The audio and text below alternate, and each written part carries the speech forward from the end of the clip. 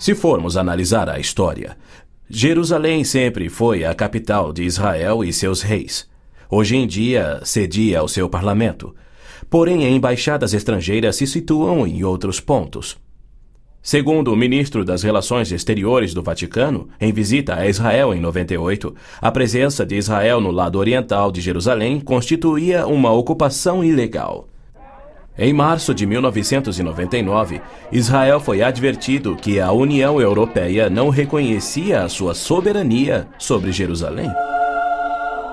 Numa bula papal do Jubileu de 2000, o Papa João Paulo II rejeitou novamente a soberania israelense sobre Jerusalém.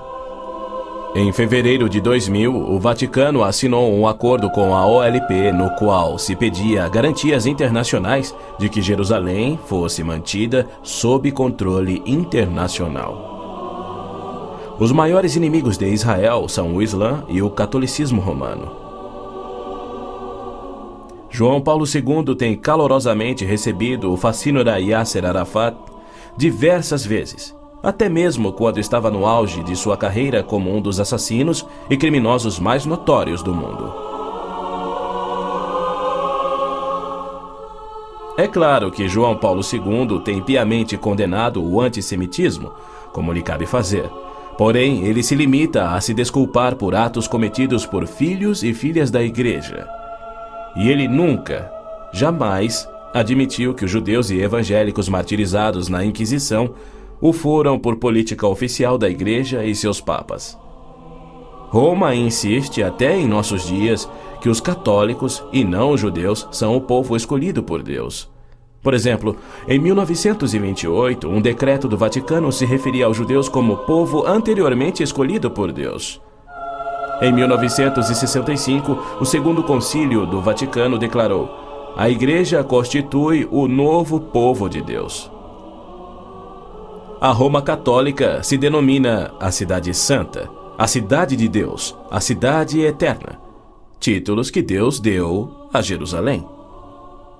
O interessante é que, ao invés de repreender Arafat por sua paixão por aniquilar Israel e suas crenças islâmicas anticristãs, o Papa aceitou seu convite para estar com ele em Jerusalém, celebrando a quem chamou de o nosso Jesus Cristo, entre aspas. Nosso Jesus Cristo? Segundo Arafat, Jesus foi um palestino que lutava contra Israel por sua liberdade, e o Papa apenas sorriu e o abençoou.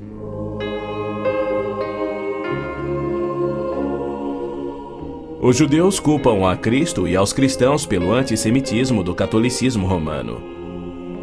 Mas o catolicismo, com seu falso evangelho de obras, sacramentos, purgatório e indulgências, não representa o cristianismo bíblico. Nenhum cristão verdadeiro poderia ser antissemita. Jesus foi um judeu. Inclusive, a Igreja Católica matou muito mais evangélicos do que judeus. O Papa Inocêncio III massacrou por completo a cidade de Béziers, na França. Morreram cerca de 60 mil cristãos albigenses. E segundo o Papa, foi o auge do seu papado.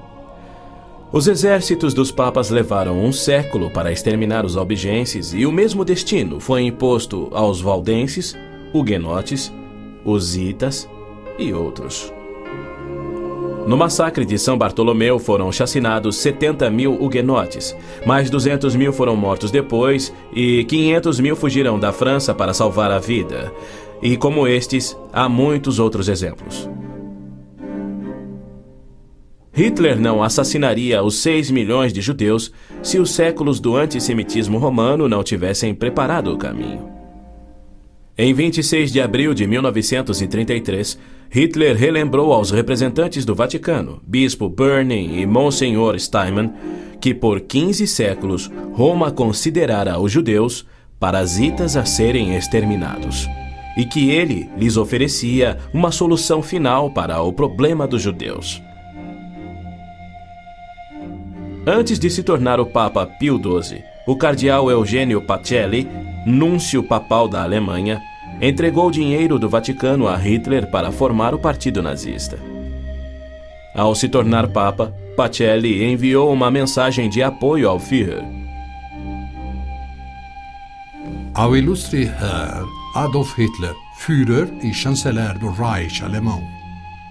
É com grande prazer que recordamos os muitos anos passados na Alemanha como núncio apostólico, ocasião em que fizemos de tudo para estabelecer relações harmoniosas entre a Igreja e o Estado. Agora, suplicamos ainda mais fervorosamente para alcançarmos este alvo. Era 1939 e os abusos de Hitler, bem como suas intenções para os judeus, já eram conhecidos em todo o mundo.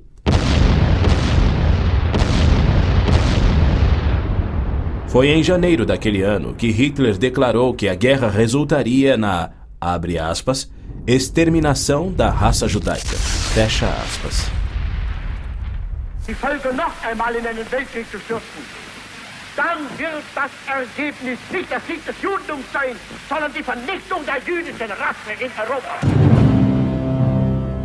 Após 4 anos, em 22 de junho de 1943, enquanto pairava a fumaça de judeus incinerados nos céus da Europa, o Papa Pio XII, em contraposição à promessa de Deus, escreveu ao presidente Roosevelt tentando dissuadi-lo de tornar a Palestina em terra judia.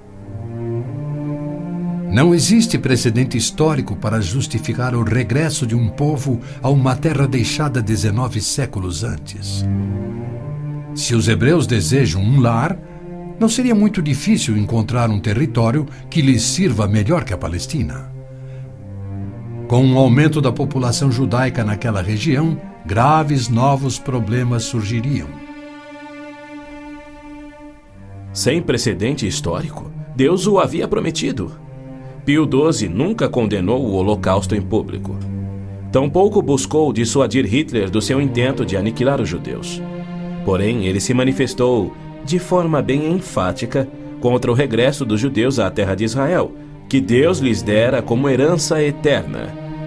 Do mesmo modo, Pio X declarou em 1904: não podemos reconhecer os judeus como povo. Em 1919, o cardeal Pietro Gasparri, secretário de Estado do Vaticano, escreveu: o perigo que mais nos amedronta é o da criação de um Estado judaico na Palestina. E quanto ao Islã, esta religião de violência tem sempre forçado conversões pela espada. Após a morte de Maomé, a maioria dos árabes abandonou o Islã, dando origem às famosas guerras da apostasia.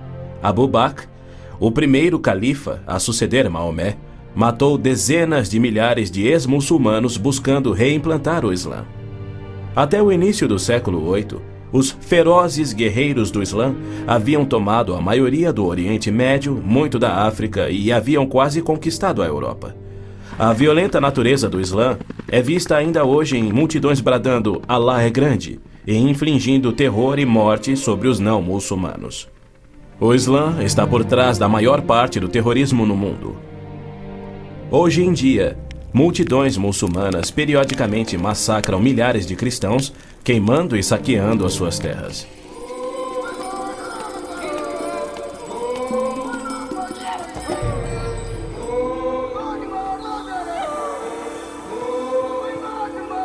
No sul do Sudão, milhões de cristãos negros estão sendo privados de alimento, escravizados e até mortos pelo governo islâmico do norte. É verdade que os judeus foram mortos durante as cruzadas, mas isso foi contra o ensinamento de Cristo e seu divino exemplo. Já os terroristas muçulmanos matam como forma de obediência a Allah, em obediência ao Corão e ao ensino e exemplo de Maomé. Qualquer estudioso muçulmano concordará ser o dever sagrado de todo muçulmano em todas as eras praticar guerra santa o quanto for possível para forçar o mundo inteiro à submissão ao Islã. O Corão mantém mais de 100 versículos sobre lutar e matar neste propósito. Porém, a mídia internacional insiste em descrever o Islã como religião pacífica. Tony Blair, o premier britânico, classificou o Islã dizendo ser sinônimo da paz, tolerância, além de uma força para o bem. Muitos políticos de destaque no Ocidente têm elogiado o Islã e seus caminhos pacíficos, e líderes religiosos também.